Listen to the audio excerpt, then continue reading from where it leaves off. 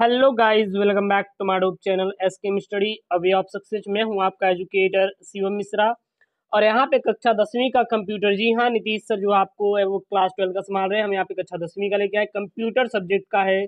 बहुत ही बेहतरीन यहाँ पे आपका पेपर है। इस पेपर को तैयार कर लीजिए, 100% यहीं से आएगा, इससे बाहर आने वाला नहीं है। 110% चांसेस है आपके लिए आने के लिए। यदि आप कंप्यूटर में सोच रहे हैं 70 स्कोर करने के लिए, तो बेहतरीन सा ये वीडियो है, इसलिए आप इस वीडियो को पूरा पूरा देख के ही जाएं। आप अपने कंप्यूटर का एग्जाम देने जा रहे हैं तो 2022 में आने वाले महत्वपूर्ण प्रश्न है। सबसे पहले हम लोग बहुविकल्पीय प्रश्नों को कवर करेंगे, उसके बाद एक एक करके हम लोग कवर करेंगे।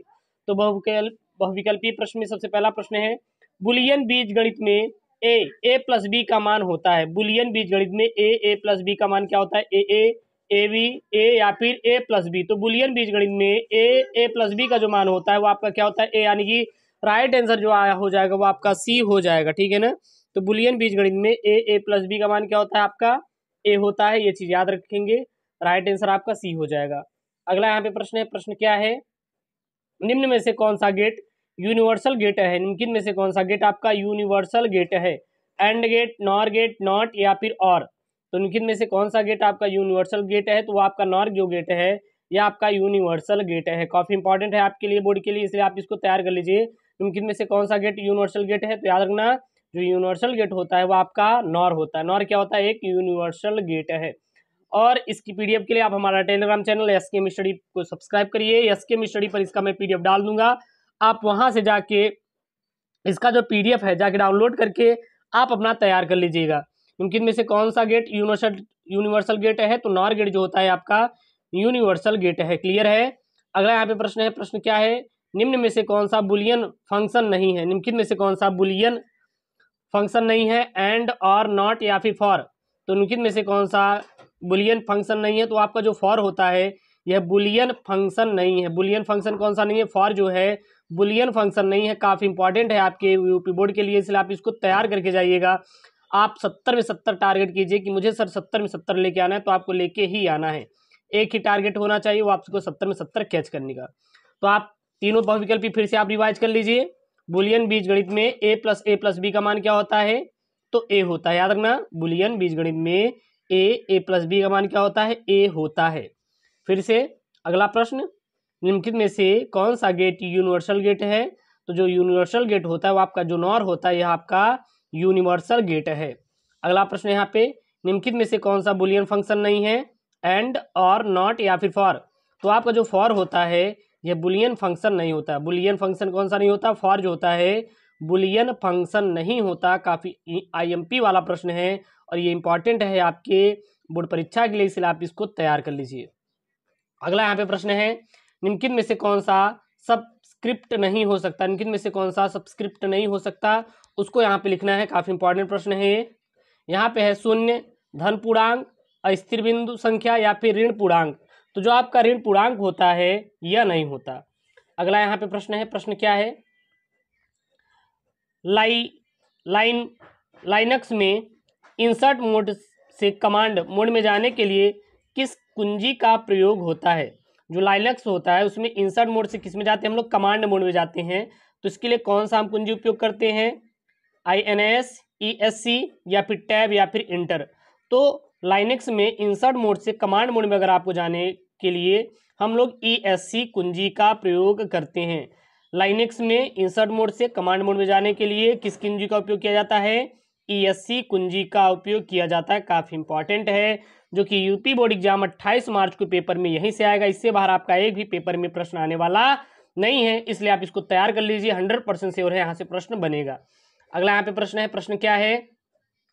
किसी फाइल की सामग्री को एक एक स्क्रीन पर देखने के लिए क्या आदेश दिया जाता है? जब किसी फाइल की सामग्री को एक एक स्क्रीन पर देखने के लिए जो आदेश देते हैं उसको क्या कहते हैं? मोर, कैट, IS या फिर IPR। तो किसी फाइल की सामग्री को एक एक स्क्रीन पर देखने के लिए क्या आदेश दिया जाता है? वो मोर का आदेश दिया जाता है। मोर अगर आपको करेंगे तो आपको कोई भी फाइल होगी, सामग्री को एक एक स्क्रीन पर देखने के लिए आदेश देते हैं। किसका? मोर से देते हैं। क्लियर है यहाँ तक? अगला यहाँ पे प्रश्न है, प्रश्न क्या है?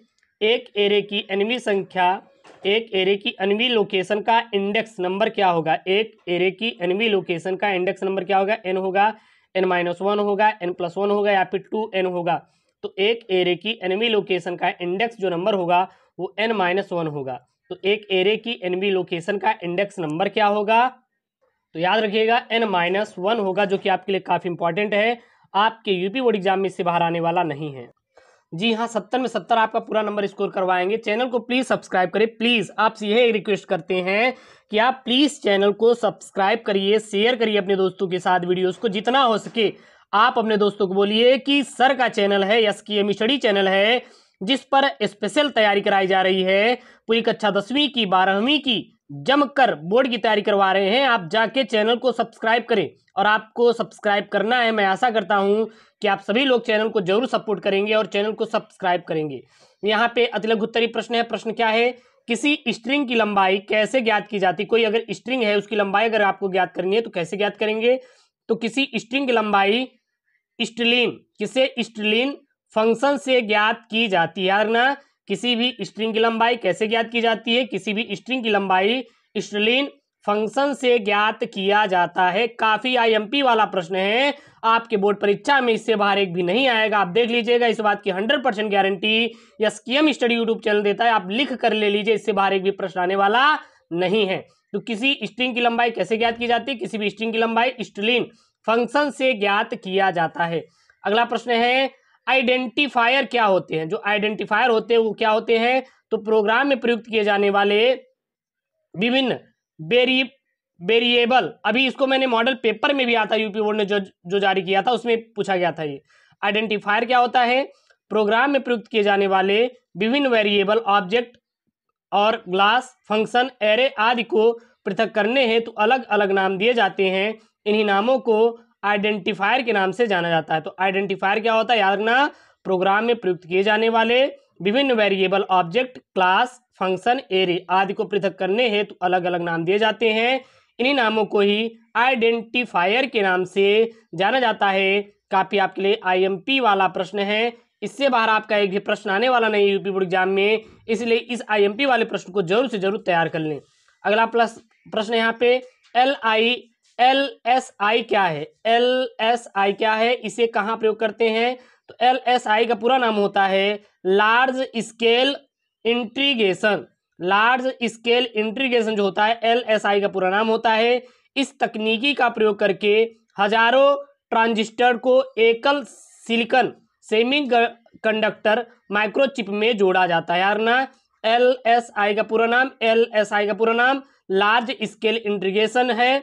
इस तकनीक का प्रयोग करके हजारों ट्रांजिस्टर को एकल सिलिकॉन सेमीकंडक्टर माइक्रोचिप में जोड़ा जाता है।